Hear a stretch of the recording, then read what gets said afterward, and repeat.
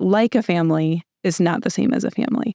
And so if we look at that, we're still talking about paid caregivers who are being compensated financially to come in and care for these kids. And we have learned really clearly over the years, these children have a very clear understanding of that when the shift ends, their caregiver is going home to their actual family. If a child learns that the most positive thing, that what gets rewarded, is to not have bad behavior and to not express negative emotion, then that becomes kind of the rut in the road that becomes most natural. And they start to shut down certain parts of who they are and act like that doesn't exist. And of course, the problem is that it does exist. The more we see that every individual child requires an individualized solution and individual needs, and for families. Welcome to this episode of the Upwards Podcast. My name is Daniel Johnson. I'm your editor and producer. On this episode, Susan Smetzer-Anderson, Upper House's content manager and senior writer, sits down with Julie Bolos. Julie Bolos works as the communications manager for Christian Alliance for Orphans, a center on applied research for vulnerable children and families. Prior to this role, she worked with vulnerable children and families in various capacities and in multiple countries. Most recently, her and her family were living and working in southern Peru, where they're supporting the care of vulnerable children and families and helping to build the vision for a family-based solutions in Peru. She received an MA in counseling from Denver Seminary and a BA in communications from Colorado State University. We hope you enjoy this episode. Julie, I'm just really thrilled to have an opportunity to talk to you today. You bring such a depth of experience and worldwide experience, actually, to the conversation we're going to have on children and families. And I just want to give people an opportunity to get to know you a little bit better personally, as I have had these opportunities to talk to you in social situations at Upper House. Yeah. And so could you give me a sense, and our listeners a sense of things that drew you into your work with children and families through the Alliance for Orphans, Christian Alliance for Orphans? Yeah, absolutely. As you kind of made mention of, it's definitely been a long meandering journey that has brought me to this point, and it's one that I still see very much as a continued journey that I'm just grateful to be on. My current work is with the Christian Alliance for Orphans, and I ended up here as a result of working in the global orphan care space prior to working for CAFO. And I have a really unique opportunity as I'm sitting on my team now, where I get to be part of developing tools and getting tools out into the hands of people around the world who are caring for vulnerable children and families.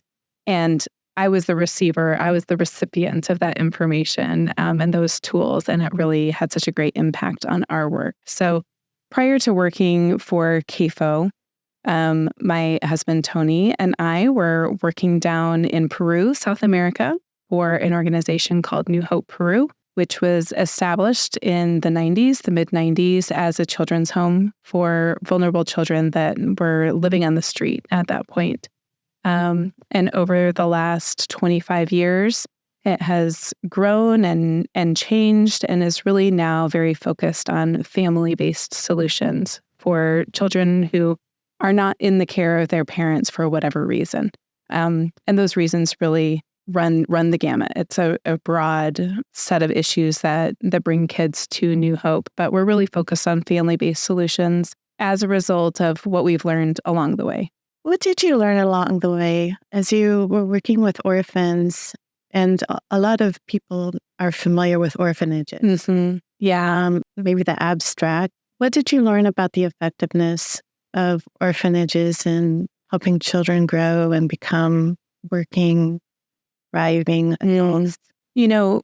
My first exposure really to orphan care was going down to volunteer at New Hope.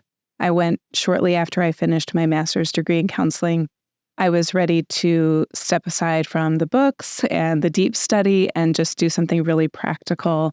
And I wasn't super fluent in Spanish at that point, so I wasn't really going to utilize my counseling degree. I just wanted to go spend some time. And I think like many who have grown up in the evangelical communities, I had a really positive impression of orphanages at that point and children's homes.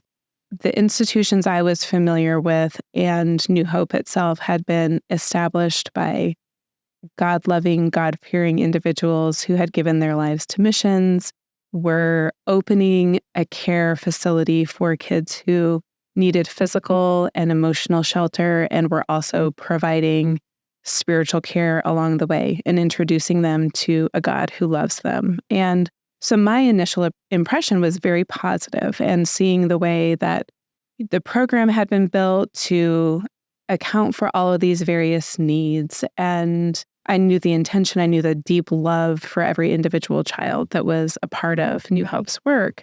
And it really wasn't until I had started working in that space more over the following years that I came to start seeing, the outcomes that are hoped for are not the outcomes that are actually resulting here. And started asking questions, started wondering, who else is talking about this? And as I went down that rabbit hole, found that there was some really great information out there. And that was my initial link actually to the work of the Christian Alliance for Orphans. I was Googling information. I stumbled upon a webinar that they had, and I watched it and just had that experience of like, oh, this was made for me. This is answering the questions that I have. And then there was another webinar and another webinar. And so in the course of 2 weeks, I watched everything that they had and suddenly felt introduced to this conversation that was happening that I previously knew nothing about. What can we do to achieve better outcomes for kids? And what role does family care play in that conversation? And so that was a really enlightening experience. And then from there, it's just kind of been bit by bit growing our understanding of the ways that even the best orphanages and children's homes cannot replicate a family. And if we consider the fact that Scripture paints a very clear picture of God's intention for children to grow up in families, it makes sense that we can provide a number of different things for a child who's not in their parental care. But if we don't give them that experience of family, they're outside of this realm that God intended for them to be in terms of having a safe and loving family. The implications are really significant for every individual child. And I think it's often easy for us to think categorically about, the number of children who need this. But the work that we were doing at New Hope gave us a really personal connection to individual kids that we loved and wanted to see better things for. And that just kind of propelled us to continue down that path of finding different solutions than what we had offered previously. Julie, for our audience, I'm really curious if you could unpack the experience that children have in orphanages, and then also how that experience may or may not prepare them to have their own families later on. Mm-hmm. Yeah, that's a great question. I'll start with what I think is maybe like a best case scenario for a children's home or an orphanage, knowing that it's probably a bit easier for all of us to picture a worst case scenario orphanage. And there are many of those globally where child to caregiver ratios are just unbelievable. If we set those things aside and look at even a best case scenario, because I think that's maybe where I have learned the most in my journey, is even if we're talking about a children's home in which children are living in family-like situations where there are regulated maybe 4 to 6 kids per caregiver, that's much more reasonable than a 1 to 30 ratio, right? But if they're living in apartments and they have these smaller ratios and they're cooking their meals in the apartment, they're getting a sense of family life, right? Like a family is not the same as a family. And so if we look at that, we're still talking about paid caregivers who are being compensated financially to come in and care for these kids. And we have learned really clearly over the years, these children have a very clear understanding of that when the shift ends, their caregiver is going home to their actual family. Whether they have a spouse and children of their own, or maybe they don't yet, but they are part of a family where they have parents, they have siblings, they have aunts and uncles. They know that their caregivers have a life completely outside of these walls, and that is their sense of identity, and these kids don't have that same sense of identity. In a best case scenario for a children's home, kids have individual opportunities to pursue their skills and interests. And yet there's a real focus on making sure that we have positive outcomes across the board and trying to mitigate bad behavior. And so many children will learn what it takes to avoid conflict and what it looks like to just do enough to be able to get by in their own circumstances. That's rewarded, but it's really not giving them the space and the freedom that they need to have an emotional experience about the actual life that they're living. And so over time, it's just fascinating to me the way that the human brain works and the complexities and the way that God has designed it. But as the brain develops and establishes these pathways, if a child learns that the most positive thing, that what gets rewarded, is to not have bad behavior and to not express negative emotion, then that becomes kind of the rut in the road that becomes most natural. And they start to shut down certain parts of who they are and act like that doesn't exist. And of course, the problem is that it does exist. Ignoring those experiences and feelings doesn't make them go away. It just shoves them down. So there are emotional implications for sure that develop as a result of having these very regulated relationships with caregivers, not having the freedom to fully develop and experience their emotions. But there's a lot about family life that kids in children's homes don't get to experience.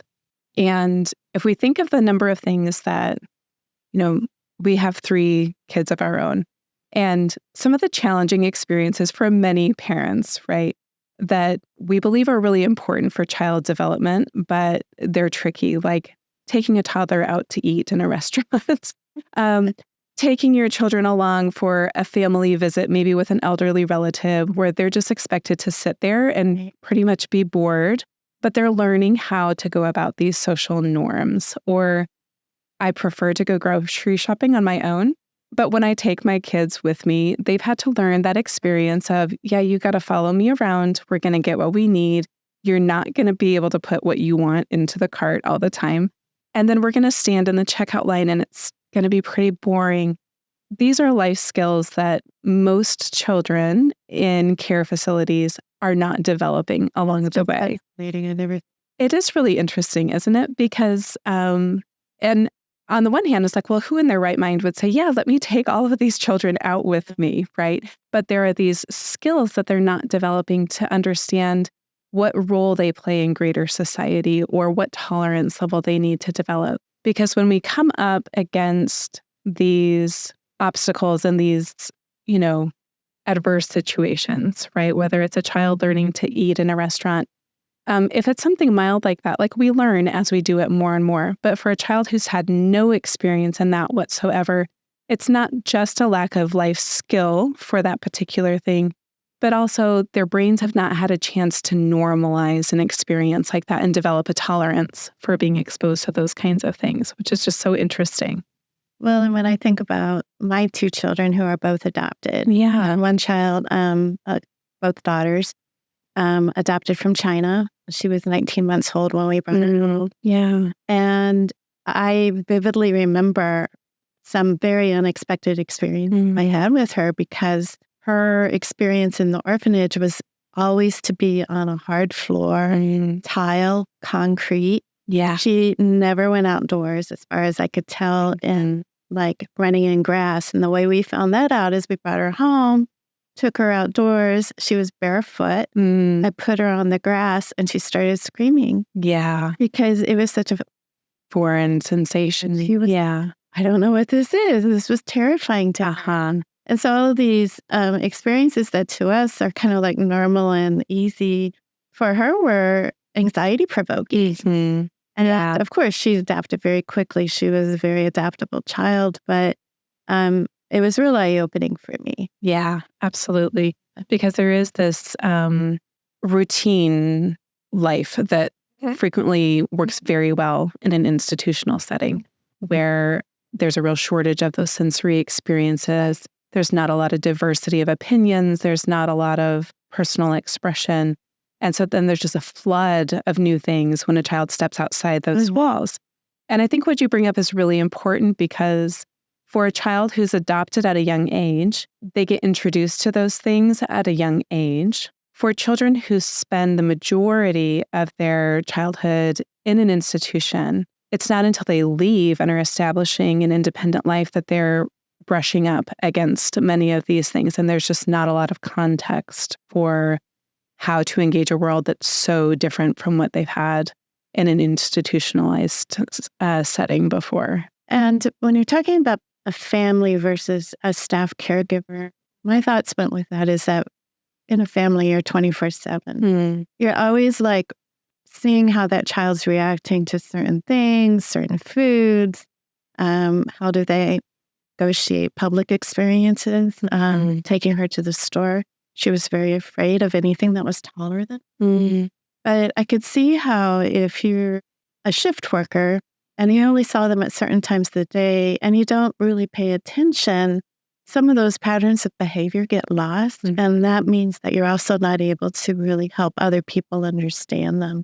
Their doctors, their teachers, all those people that are supposed to be advocating for them and helping them negotiate the world are not always going to get the parent isn't there to help them understand. Yeah. I mean, if the parent's really paying attention and trying.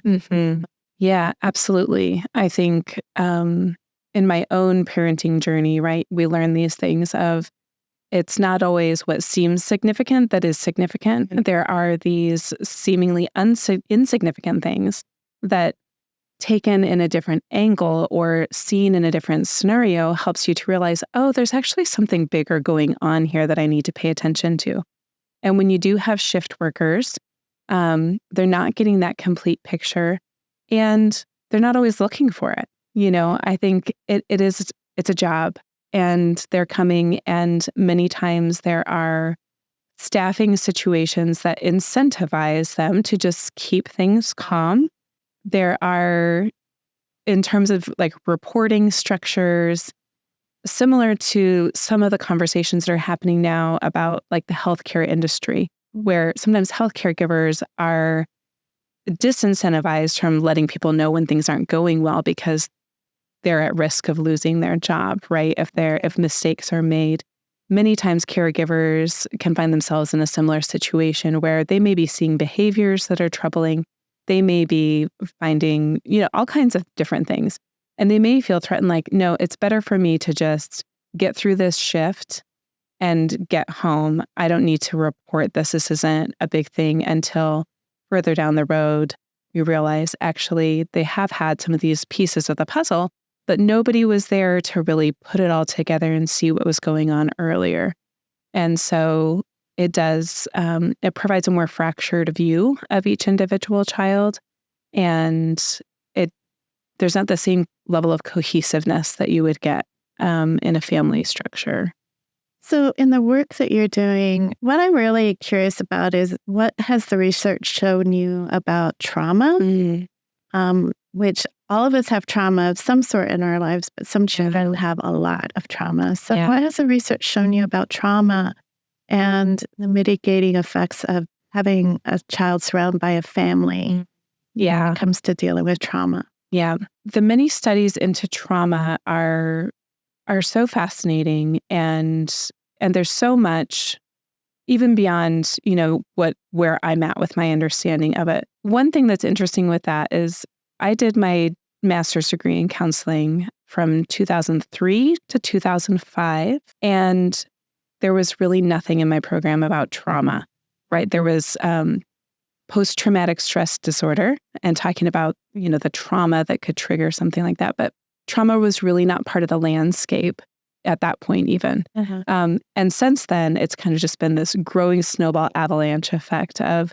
advent of understanding actually how significant early trauma is, even trauma that children can't remember. Their body remembers. Right. And they will continue to live that out over time. And so maybe it would help if we kind of define what trauma includes.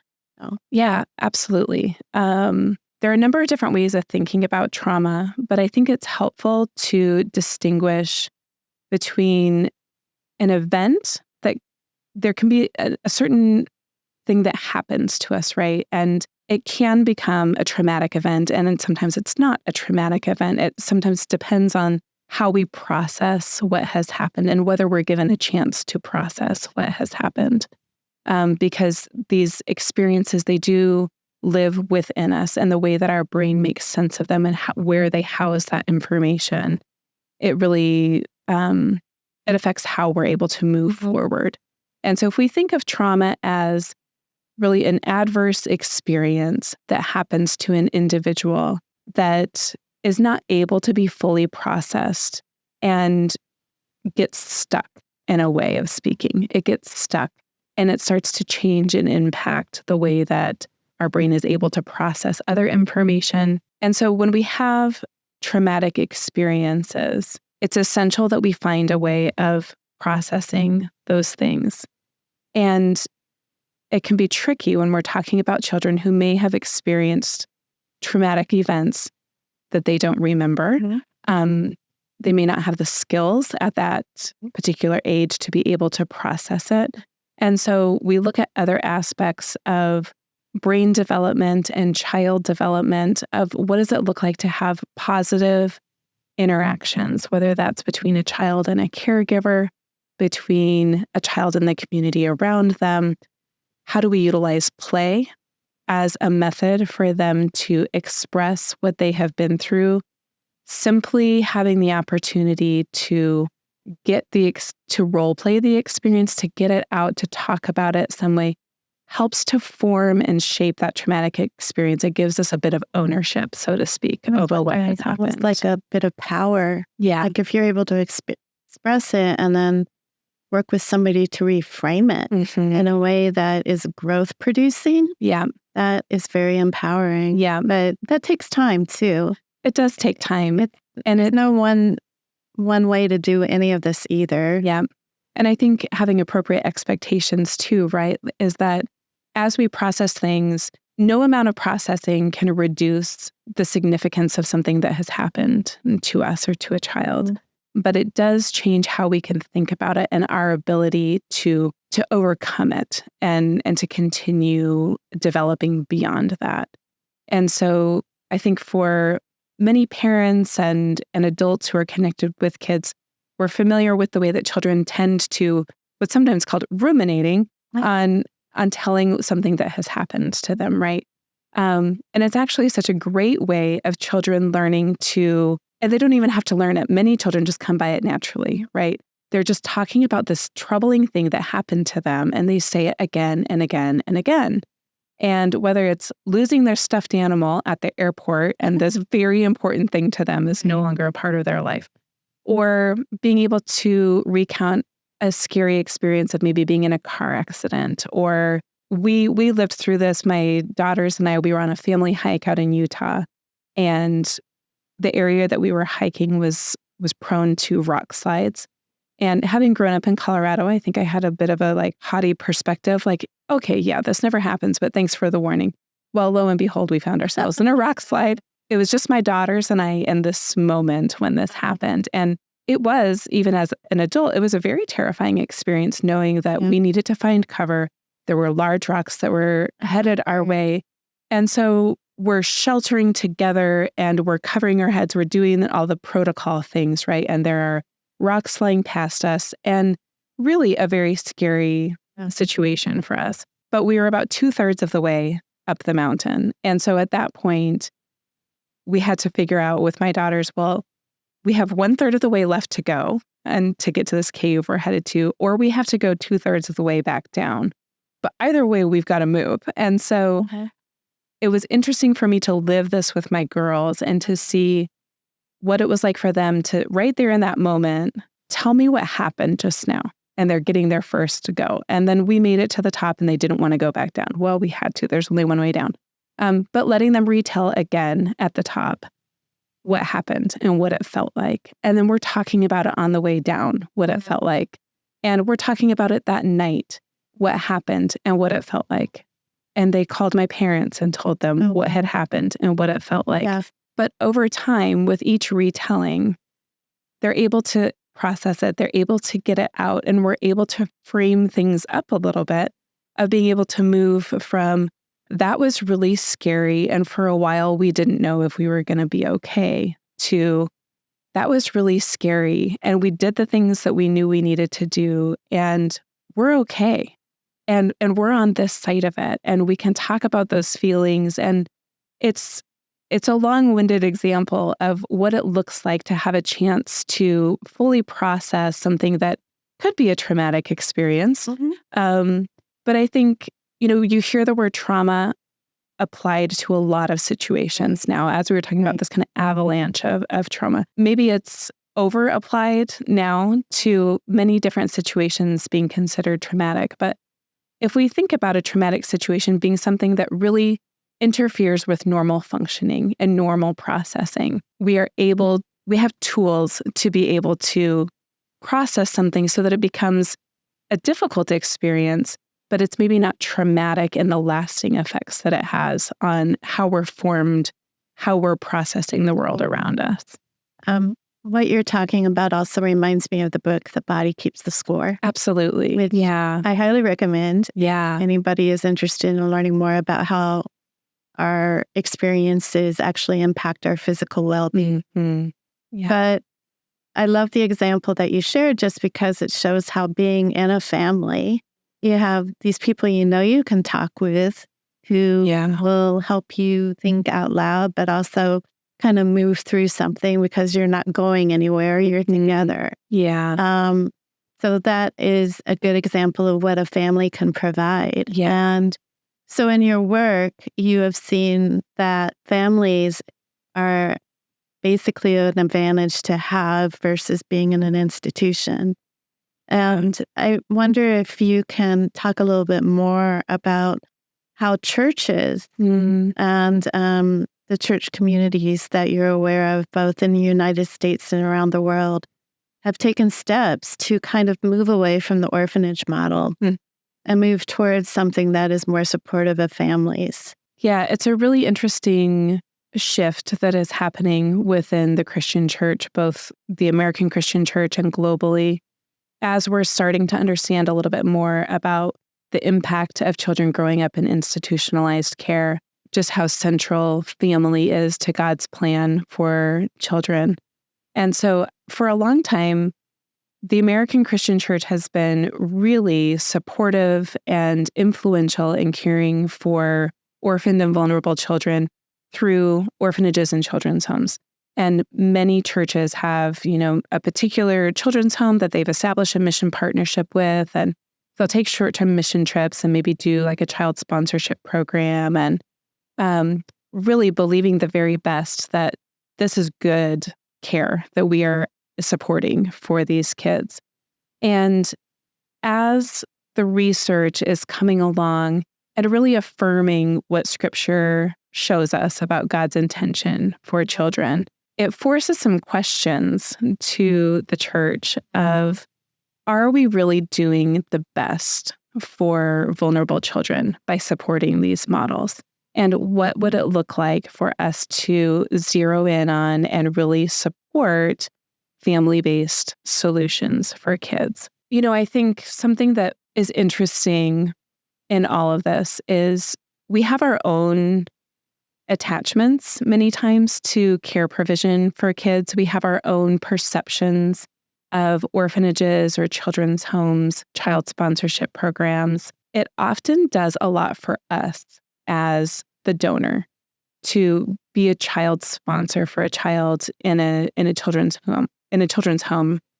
It does a lot for us to be able to go on short-term mission trips and come alongside these kids and bring joy to them and to interact with them and feel like we're able to offer them something for this 1 week of time. I think as we scratch below the surface there and really look at, from a child's perspective, what is happening in this whole system and structure where children who don't have strong attachments to caregivers, if they're perpetually receiving mission trip visitors who are coming down, and it's fun, their joy is not fake, right? But they're living this cycle of having an attachment experience with a visitor who then leaves after a week.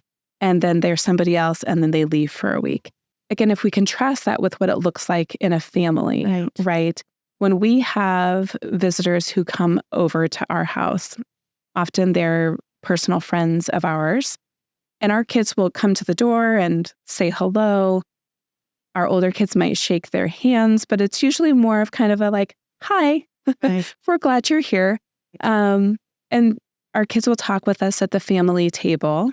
That's all really normal within the context of family. It would be unusual, and I think it would strike many visitors off guard if they came to our door and my kids just ran to them and jumped into their arms.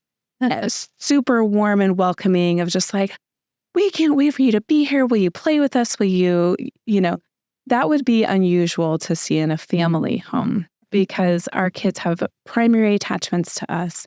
They're looking to us to see what this interaction is going to look like. But for kids who don't have primary attachments within a family structure, there is this really warm welcome of visitors who walk through the door of their children's home or their orphanage. And many people who've been on these short-term missions trips will tell these stories of, wow, these kids, they just were so welcoming and they're sitting on my lap and they just want to be with me all the time. And that's a really felt need. And it feels when you're interacting with a child who is looking for that kind of connection, gosh, it feels great to be that kind of connection and to be able to sit there with that child. It's valuable as adult coming into the room bringing joy. Absolutely. But not necessarily connection. Right.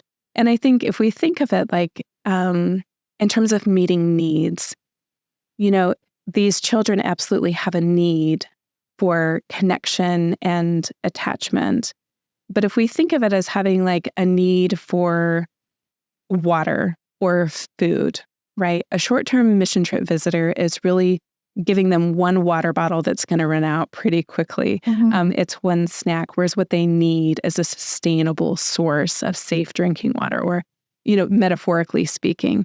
And so I think as this conversation about trauma and attachment and institutionalized care contrasted with family care kicks off, many churches are starting to recognize, wow, what does it look like to shift and offer support for children to be cared for in families, to stop being the short-term solution that's really probably doing more for us than it is for the children that we're serving. It gets to be just a really personal and tricky conversation because there is an emotional experience involved when you are financially supporting children with very clear needs. It looks different to offer financial support for children to be in a thriving family situation, right? It's a different donor experience. And so I think there are difficult questions, challenging questions anyway, for Christians to be asking ourselves of, what does it really look like to do the best we can for kids? And how do we put our financial support and our partnership, our prayer support, our manpower to really support families and to move away from more institutionalized care for kids? I think your point earlier about the culture of adoption and adoptive homes is interesting because it's very much an individualized thing in the United States. Like if we wanted to adopt, it was on us. Right. Yeah. It's our pursuit. It was our money. It was our enormous amount of effort. Yeah. So it was a very individualized pursuit. Whereas if we change our vision for what our community goal is, not just our individual family goal, but our community goal in the church is to say, we're going to build robust families for as many children as we can to provide the same kind of excellent care for these kids that God has allowed to enter the world and thrive and be their unique selves. I guess what I'm trying to get at is it's a vision issue. Yeah. Like, how do we perceive community? How does the church perceive advancing the kingdom of God in regards to the vulnerable children of the world? What I see CAFO doing is advancing the conversation around that and helping churches have resources to disseminate more knowledge and understanding about what the needs are and what would be best for kids. Yeah, absolutely. So when you talk about donors too, I'm thinking about our own adoption experience, and it was really on us to pay thousands of dollars. Now, we did it internationally. You could do it through foster care. And in our situation at that time, I didn't feel comfortable pursuing that route, but a lot of people build their families very successfully by providing foster care. And having long-term relationships that are really redeeming and trauma addressing, but also just beautiful.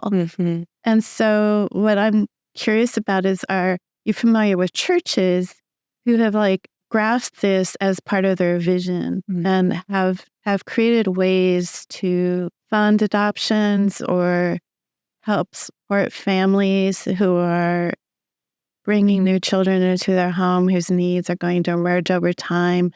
What have you seen being really positive in the church world? There is just some really beautiful, inspiring work happening in that realm. And you're right that CAFO, so it bears saying CAFO has several different initiatives that are focused on different aspects of what it looks like to care well for orphaned and vulnerable children. And so there's a U.S. domestic foster care initiative that's looking at mobilizing individuals and churches to being the solution to the need for your families in U.S. foster care. And how do we provide, their initiative focuses on more than enough. How do we move from a position of not enough families to having more than enough for kids in U.S. That's fantastic foster care? slogan. It's fabulous. And they're just doing excellent work. CAFO has resources focused particularly for churches who are asking questions all the way to fully passionate about how do we become a church who is involved in caring for some of the least of these in our society by supporting foster families, supporting kids in foster care, getting behind global orphan care in a way that truly elevates the need to see kids in family-based solutions. And so there are beautiful examples of this. There are so many different ways that churches can get involved based on the capacity that they have. But there are examples of churches who are committing to individual foster families to really be what's often called the wraparound care that they need. So they're getting the support that they need to enable them to be all-in foster care families, helping with other children in the family, helping to get kids to doctor's appointments and medical appointments, establishing educational care that's needed, but really viewing it as the church's responsibility to come alongside these families and give them the support that they need so they can really thrive in their role of caring for kids. And that's a model that is expanding globally. That's very exciting to see. In our work in Peru, we have received a lot of training and support from an organization in Costa Rica. And they have really seen a lot of success in establishing a foster care system largely mobilized through the church in Costa Rica, and getting individual churches to commit to providing enough support that their church can put forward a foster family, and then they will be that wraparound support for the foster family, helping to meet those practical needs. There are other churches, both globally and domestically in the United States, that are involved in different ways by providing really practical support needs. Care Portal is an organization that has just done a beautiful job of kind of smoothing that path for getting people involved in providing physical needs that need to be met for kids that are going through transitional care. So there are some beautiful examples that are happening, but I think what stands out to me most is there's really a growing posture of learning and asking questions. And I think we all know that that's a beautiful thing and can be a really shaky, intimidating thing. To take a system of doing missions work, whether that's global or in your own community, and to start asking questions and to say, is this doing the best that we can? And if it's not, how can we do better? Mm-hmm. And that posture of being willing to learn and to ask those questions, to be able to go to mission partners and say, what's working and what's not? Is sending Christmas gifts every year, is that really the most effective thing that we can do? Or is there something else that we could do? What kind of questions can we ask? How can we pray in a different way? And as those conversations open up, I think that's really where some of the transformative power is, to see an overall change in what it's going to look like for individual Christians and churches together to be involved in a healthy way of seeing kids end up in families. What you're really talking about is a paradigm shift. Absolutely. Yeah. And the willingness to ask questions, I think, is so positive on so many different fronts. And this is just one of them. Yeah. So I'm so grateful for the work that you're doing and for the vision that you have for this. So has there been any one particular story that stands out to you about a kid and family that you would like to share with us? Yeah. I'll just say quickly, I think that what this journey has really revealed to me, by personality, I really like clean solutions. I really like to be able to identify the elements that are at play and find a system that's really just going to work. Right. And I think that actually lends itself very well to children's homes and orphanages, because you can kind of just have a one-size-fits-all solution. And the further we go down this path, the more we see that every individual child requires an individualized solution and individual needs. And for families, the things that are presenting challenges and that are putting a family at risk of being separated, it's individualized. And I think there's something really central about that to our identity as Christians, of what does it look like to come alongside really complicated situations. And if we think about, as I've become more aware of that nature that I have myself of preferring clear-cut solutions, right? I think we see actually often what's at the heart of what God is calling to us as Christians is willingness to get involved in more complicated, messy situations. And this idea of who is my neighbor and how do I care for them? When we look at the Samaritan and what all was involved, right? It's pretty complicated care and really a willingness to get down and make physical contact and get involved in a pretty messy situation, And one that was inconvenient. One that was inconvenient, and there was personal cost involved to him, literal personal cost, and also metaphorical cost, right? Involved in choosing to take the time to address this individual and the individual needs and to do what he could, and then transporting this individual and providing for his care. And, it wasn't simple. It wasn't clean. It was complicated. And I think that many times, very understandably, we're drawn to solutions that feel clean and simple. Ways of engaging that are going to be simple because many of us don't have much margin for life disruption, right?